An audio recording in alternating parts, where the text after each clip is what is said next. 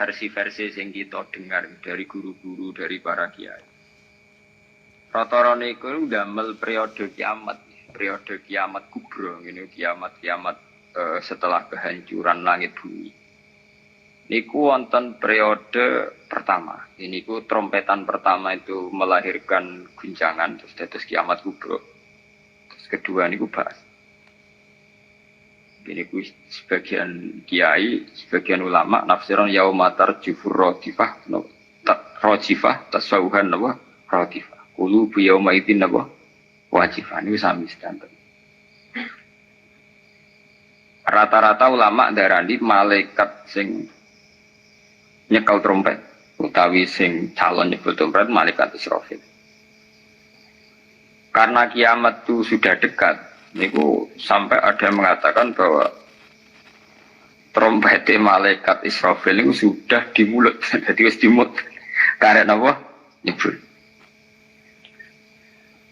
Dan semua ayat Quran menunjukkan memang kalau kiamat sudah dekat. Semua redaksi Quran niku semua menjelaskan bahwa kiamat itu sangat dekat.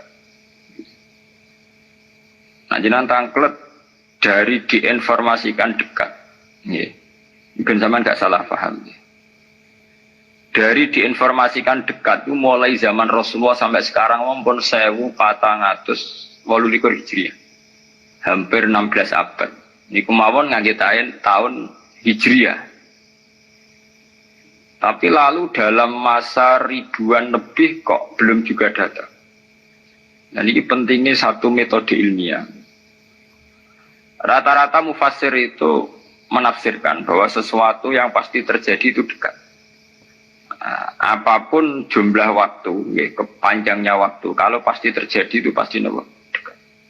Makanya dalam kitab-kitab kalau diterangkan ala inna sa'ata qarib bahwa kiamat itu dekat, mesti rata-rata mufassir mengatakan fa inna kulla atin qaribun, karena setiap yang akan datang pasti dihukumi apa?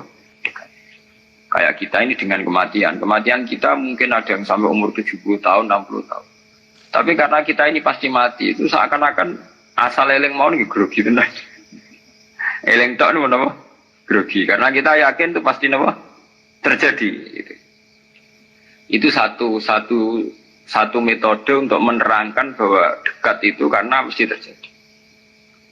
Metode kedua itu berbanding dengan umur dunia. Umur dunia wingi kalau mau teng Kompas, versi Kompas itu sekitar 3 miliar berapa dari bumi diciptakan sampai sekarang. Kalau versi ilmuwan itu sekitar 3 miliar berapa. Dia tahu nggak dinosaurus mawon sekian ratus juta.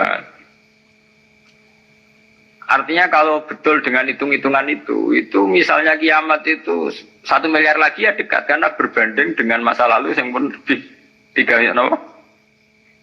miliar gitu kan. Nah, kalau setuju metode ketiga. Metode ketiga karena Allah itu abadi dan Allah itu azali. Itu melihat waktu itu ya kalam hil basari huwa aqrab. Itu tidak ada artinya semua. Dan teori ini cara kula paling dekat secara ilmiah, apalagi sekarang, secara sains, secara ilmiah. Misalnya ngeten, cara semut kon mecah nondok, itu pikirannya kamu bisa mecah nondok itu nak bergerogoti rong wulan lagi sono apa? Jadi nak sing mbok ongkon semut. Tapi kanggo sampean, tak gites langsung napa? Pecah, ambil. Artinya manusia itu gak lepas dari ruangan. Artinya satu analisis yang dibatasi oleh keterbatasan manusia. Bumi kokoh ini kok hancur ngenteni global warming, ngenteni pemanasan global, ngenteni macam-macam. Nak cairan Afrika meleleh, nak sistem bumi, tata surya sudah hancur, sistem galaksi sudah.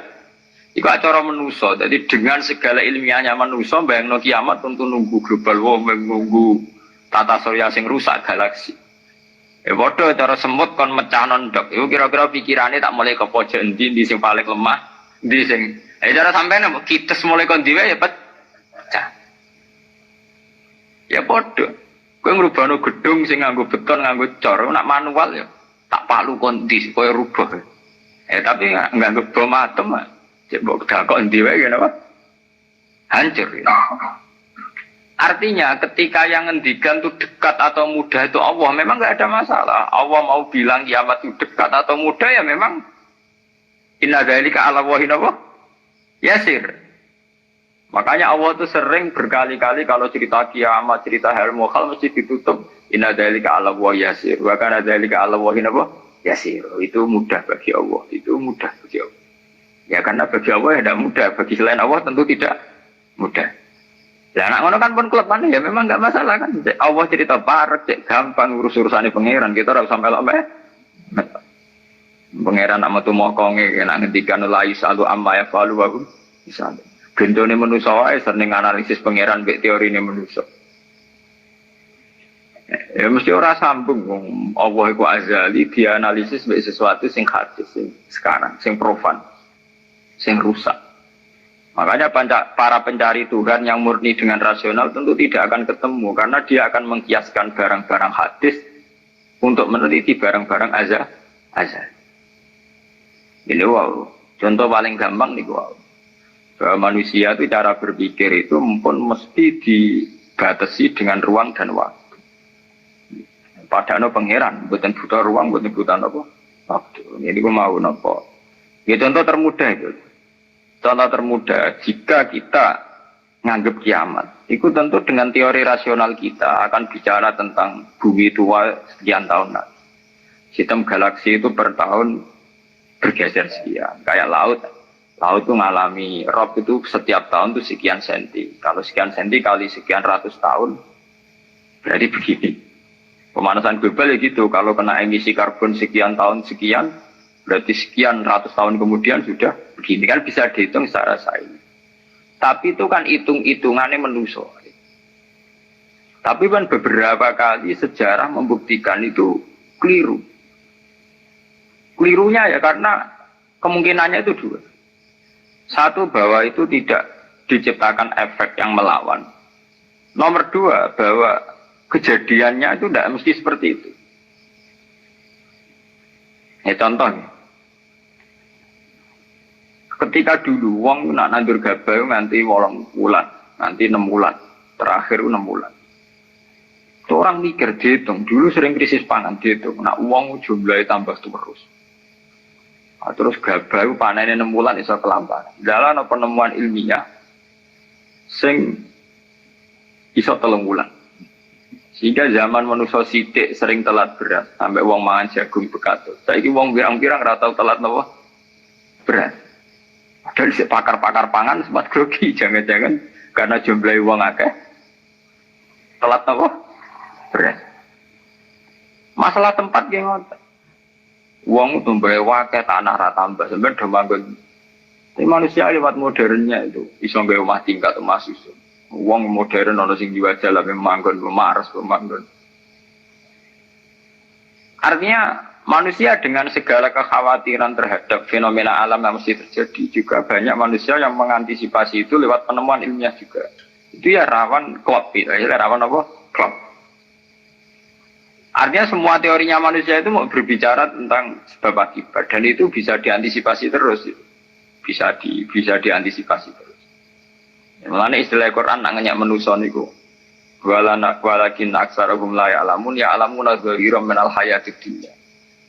Paling banter manusia itu mau ya'lamuna dhahiran minal hayatid dunya. Yang diketahui itu hanya kulitnya saja, lahirnya saja. Gampangannya dokter meriksa, saiki lara pemah, mereka mangane ra tertib. Ya kan secara profesional dia pakai standar objektif kalau makannya tidak tertib itu lahir mah, sekarang ini namanya mah.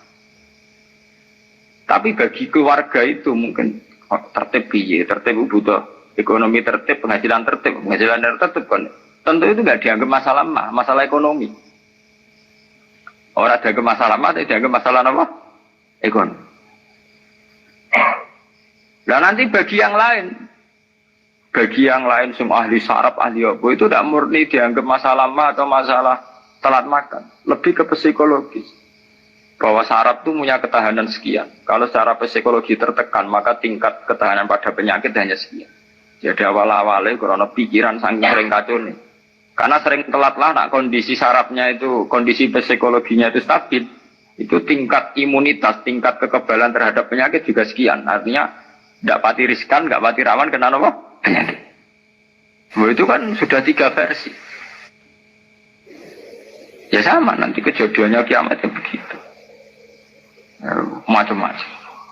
Nah, tapi yang jelas, kata para ulama-ulama itu, terutama ulama-ulama sing ahli hakikat, kiamat itu apapun gambarannya yang digambarkan ulama, itu hanya gambaran-gambaran betapa sesuatu yang kita hinggapi sekarang, kita singgahi sekarang itu fanin, akan rusak. Kulluman alaiha fani wa yabqa wajhu rabbika dzul jalali wal ikram, bahwa semuanya itu akan rusak musnah. Karena apa? Bagi yang nglakoni, sing nglakoni, untuk hancur walang-walang ora usah ngenteni kiamat kubra. Kowe nek semua tek ning jero kuburan balungmu wis walang-walang, wis dadi pestane cacing dan sebagainya. Makanya ulama-ulama ngendikan, kowe ora usah bakas kiamat. Kiamat ku jek enak. Nang dia tuh bunga-bunga wong akeh kancane napa? Kiamat tem dhewe rak mati dhewe. Wong padha. Malah luwih ngeri kiamat pribadi. Nggih sami to nggih. Wong kena longsore tanah. Nak cara sing dahsyat iku kaya nak bumi rubuh utawa bumi hancur sawangane dahsyat. Bagi sing nglakoni sampe mawon. Sampeyan jajal wis tak pendem dhewean. Bae biasa-biasa ae cara sampean tetep haji sing dipendem tetep ora biasa to. Tetap peristiwa besar. Sampai dipendem tiang. Cara sing pendem ya biasa ya, pancen wong duwe nyawa dipendem ya mati, tapi kanggo sing dipendem ya kejet-kejet tenan ya lara tenan. Artinya untuk menjadi kiamat itu udah harus nunggu kiamat kubro, semua yang dialami oleh manusia. Tragedi-tragedi itu tentu akan menjadi peristiwa besar, maha besar. Balik kok kelaparan sing mlebu ning TV ngenteni busung luapar wong Irian Jaya, wong Afrika, wong macam-macam. Tapi kan di individu yang hari itu sedang lapar ya ngeri tenan lah diberitakno lah ya ngeri. Wong karena dia benar-benar ngalamin apa? Kelaparan. Nah, makanya ketika ulama-ulama ilmu hakikat itu lau asyraqa laka nurul yakin la ra'aital akhirata aqraba ilaika min antar tahila ilaiha. Andaikan kamu imannya benar, itu tentu melihat akhirat itu sekarang, tidak usah nunggu nanti. Lau asyraqa laka nurul yakin, la ra'aital akhirata aqraba ilaika min antar takhila ilaiha. Andaikan kamu sudah sampai ainul yakin, hakul yakin, kamu melihat akhirat itu sekarang. Tidak usah nanti-nanti nunggu mati atau nunggu ono ba'at, nunggu swarga napa? Neraka. Kenapa? Yaitu tadi, bagi orang yang khosyahnya tinggi, orang-orang yang pada kelas idza dzikra wa wajilat, akhirat itu sekarang. Sampai nanti ya akhirat, besok ya akhirat lagi, hari ketiga ya akhirat lagi. Sampai kita mati ya akhirat lagi, sekarang pun akhirat lagi. Maksudnya gimana? Bahwa paling kita takuti saat mati adalah masuk surga sebagai simbol ridho Allah dan masuk neraka sebagai simbol tubuh. Dan bagi orang yang sangat takwa, itu takut ya dimulai dari sekarang. Setiap detik kita takut, jangan-jangan kita tidak dalam ridha Allah. Setiap detik kita takut, jangan-jangan kita sedang dalam suhtu. Nah, ketakutan-ketakutan ini tentu menjadi kita sudah benar-benar kayak di akhirat. Artinya untuk trauma tentang neraka, untuk menikmati surga, itu ya dimulai benar-benar